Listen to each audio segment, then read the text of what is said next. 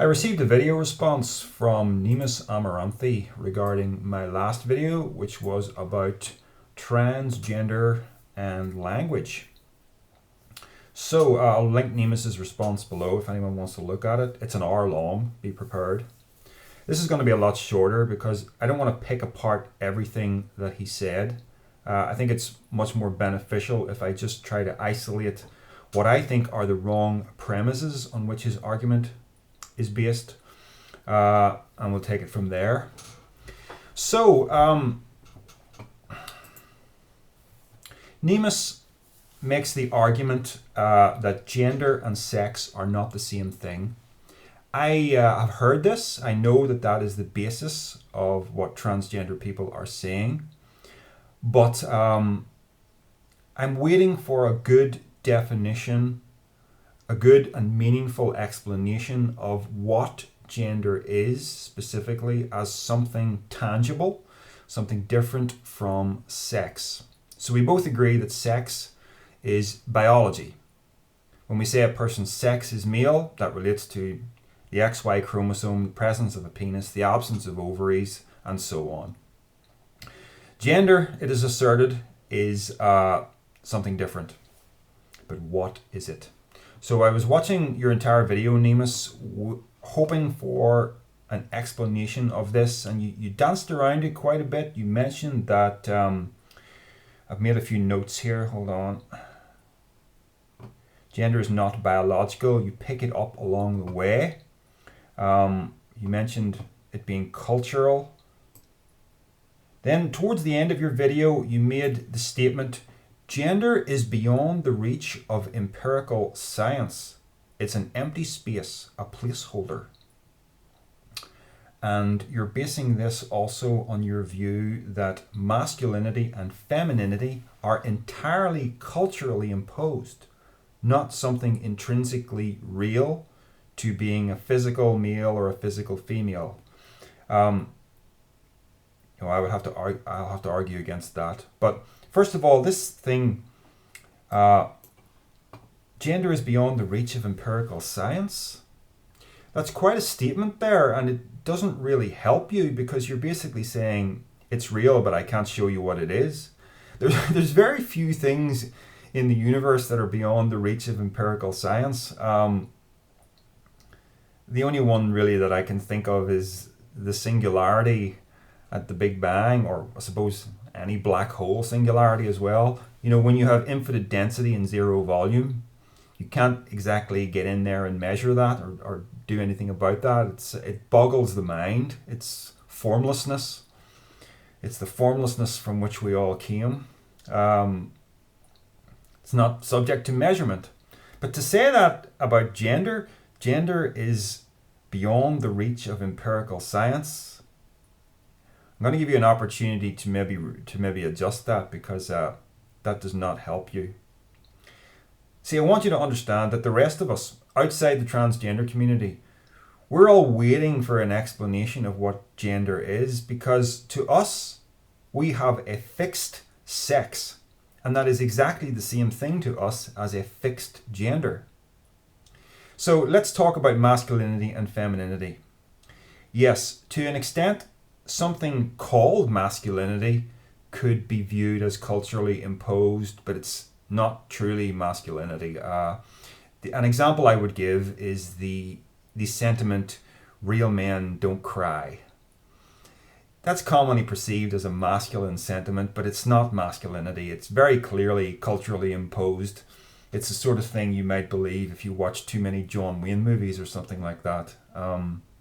Yet I can see that I possess something called masculinity that is different from femininity and is not something that I got from culture. It was never on the cards, me growing up as a feminine man. It just was not on the cards at all, and it's nothing to do with the movies I watched or anything like that, or what kind of parents I had.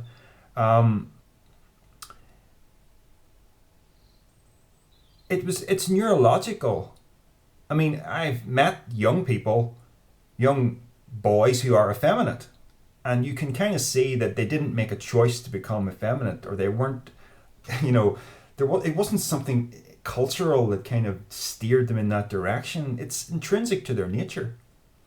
Same with tomboys, girls who are tomboys. It is what it is. It's not something to look down on them for. It's just one of those things in nature's diversity that happens. So, I know that I am attracted to feminine women. I'm not attracted to masculine women, and that's something intrinsic to my nature. It is the typical norm that we have masculine men and feminine women, and we have different. Yes, we have. There are exceptions to this, but by and large, that's how nature runs things. And there's a synergy between man and woman in that fashion. I had a girlfriend who liked to curl up on my lap, and she would say to me, "I feel so safe in your arms." And I felt like the protector. Now that flies in the face of what we think of as feminism, but that power dynamic is quite real in nature, and it's quite real for other species too. And it doesn't negate our equality, and by that I mean our mutual dignity as two different sexes. But men and women do play different roles in life, as do the males and females of other species. A man is absolutely not equal to a woman in the task of rearing a young child from birth. If you look at the reactions of women to a newborn baby, such as maybe one brought into the workplace, the women by and large react very differently from the men. They just can't wait to see this child, and they're falling in love with it, and it's so adorable. And the men are mostly just kind of going like that, because it's the femininity and the masculinity that's dictating those things. If I'm in a dark alley and I come across a woman being raped, it's my masculinity that gives me not just the physical strength, but the actual mental fortitude to pull that man off the woman and kick him and subdue him and rescue her. And I'm sorry if that sounds like some kind of gender stereotype, but maleness and femaleness are just different things altogether. They're different things physiologically, and they're different things psychologically too. This is very real. And I would suggest that this may be confusing to you in particular, and you may not be the best judge of this because you are that sort of gender fluid person, as you explained in your video, Nemus. To you, there's there's a dial in here, and it can be neutral. And one day it can move this way, and another day it can move that way, and you can feel like a man or feel like a woman. But for the rest of us who make up the vast majority of humankind, we don't even feel that we have a dial.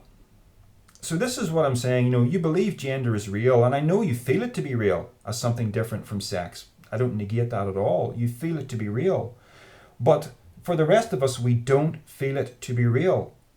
And this is where the resistance is coming from. Look at the overwhelming support for my position that was as a result of the last video that I uploaded.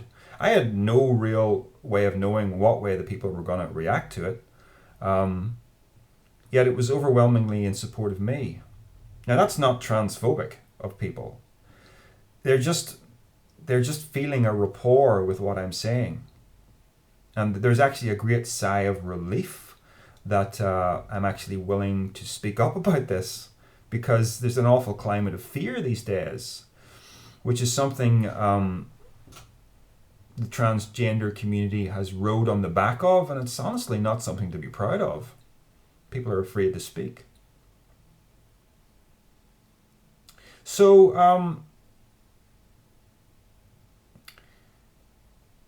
what I'm saying to you is gender is not real because regular people don't feel it to be real.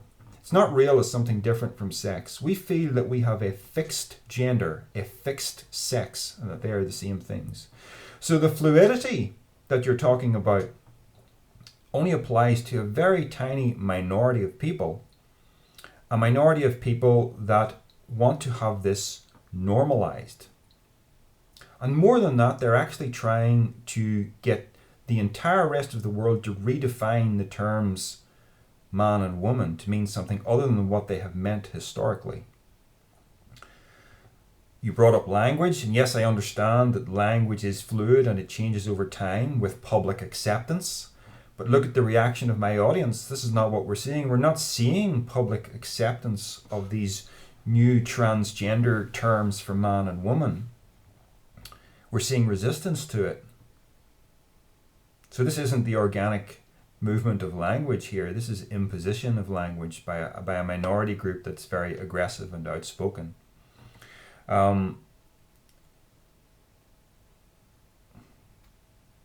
So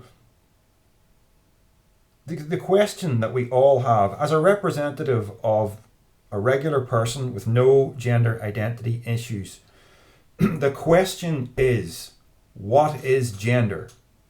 Answer us that. You've basically decided that gender is this moving little thing and everybody's got it. You've decided that for the world, everybody's got it.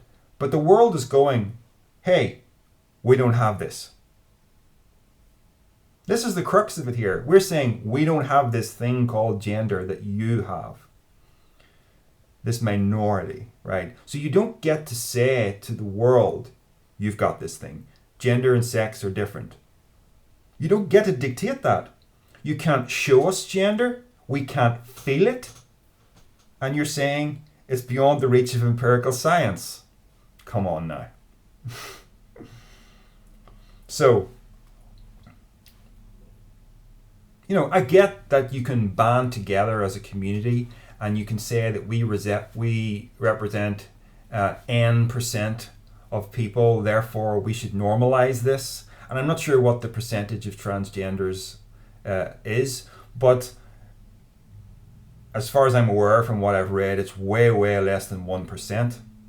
But did you know that according to a statistic that I read, 1% of the population is a psychopath? So do we normalize psychopathy? No, right? But what's going on here is, now this gets to the real heart of the matter. The transgender community is saying that the mental state trumps physical, biological reality.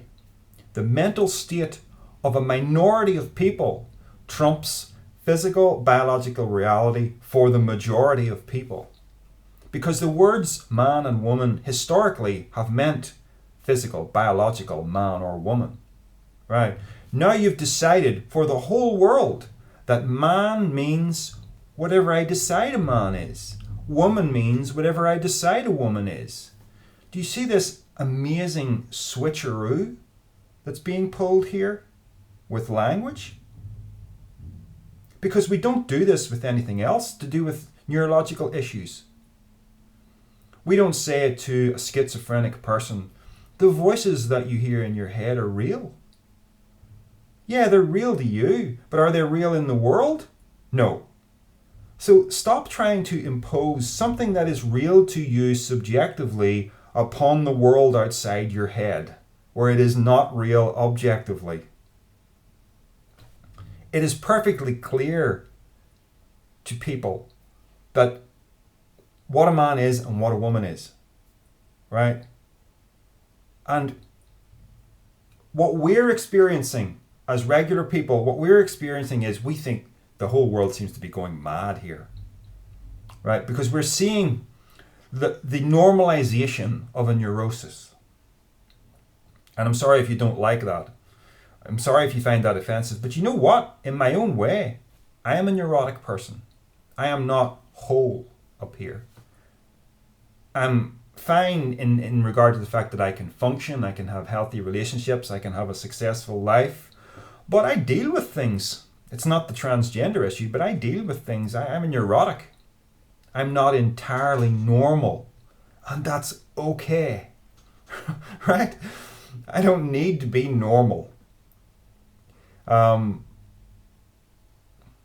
problem you see with deciding for the rest of the world that your mental state dictates how we conceive of things outside of your mind. I brought up the example of medical care. When you go to a doctor, it's not going to help you if you're physically a woman and you insist that you're a man, because there might be different treatment. And you brought up the point that, well, that doesn't matter because it's going to say on the form that you're transgender. And you think that means you win the argument? That actually makes you lose the argument, because basically the doctor's going to look at the form, it's going to say woman, right? So he's thinking, right, we got to give her the treatment for a woman. Oh, hold on, it says transgender. Nurse, make sure she gets the treatment for man, right? So you see, what's the point of having an entirely subjective definition of man and woman rather than an objective one based on physical characteristics? It really is, and you deny this, but it really is the hijacking of the word man and the hijacking of the word woman. It is. It's nuts. I have compassion for these people. I really do.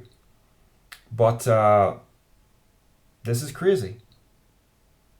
And it's to say that the mental state trumps physical reality, because that's the claim, the mental state trumps physical reality. How are you going to argue against something like pedophilia? Because a pedophile could argue, my sexuality is a perfectly normal expression of sexuality, and it's a beautiful thing. Now, the obvious argument against this is, hold on a minute. Children's bodies and children's minds are not ready for sex. So what you're experiencing is a neurosis. That's obvious. But hold on. We're not allowed anymore to define our terms based on physical, biological reality. Because what really matters, the only thing that matters, is the mental state. Yeah? So how are you going to argue against that? Pedophiles have decided that they're perfect just as they are. How do you argue against that? How do you say that's a neurosis? You can't. How do you argue about anything else? Schizophrenia that I mentioned, let's add zoophilia to it. Let's add necrophilia to it. A neurosis is a neurosis. Doesn't make you a bad person. But it doesn't allow you to steal language, to redefine things that have had clear meanings since time immemorial.